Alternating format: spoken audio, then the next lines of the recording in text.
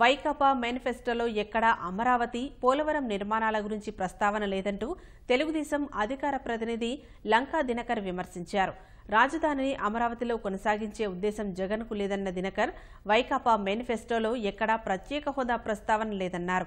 పసుపు కుంకుమ ఇవ్వడం సాధ్యం కాదని జగన్ చెప్పినా 1 కోటి మంది అక్కా చెల్లెళ్లకు పసుపు కుంకుమ ఇచ్చిన ఘనత చంద్రబాబుదేనన్నారు.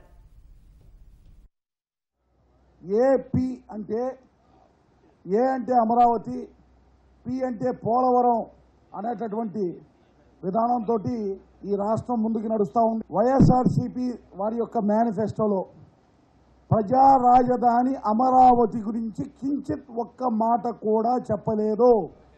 అమరావతి మీద ఏ విధమైనటువంటి విషయాన్ని గత 5 సంవత్సరాల నుంచి చిమ్మారో అదే విధానం ఇవాళ మేనిఫెస్టోలో కూడా కొనసాగింది. ఇవాళ ప్రత్యేక తరగతి హోదా గురించి కూడా స్పష్టంగా ఆయన ఎక్కడా మాట్లాడలేదు. కేవలం 2 పేపర్ల మీద ఒక పాంప్లెట్ వేసినట్టు వేసి బయట జనాలకి వదిలాడు వైఎస్ జగన్మోహన్ రెడ్డి తన యొక్క మేనిఫెస్టో అని చెప్పేటటువంటి మాటలు చెప్పి.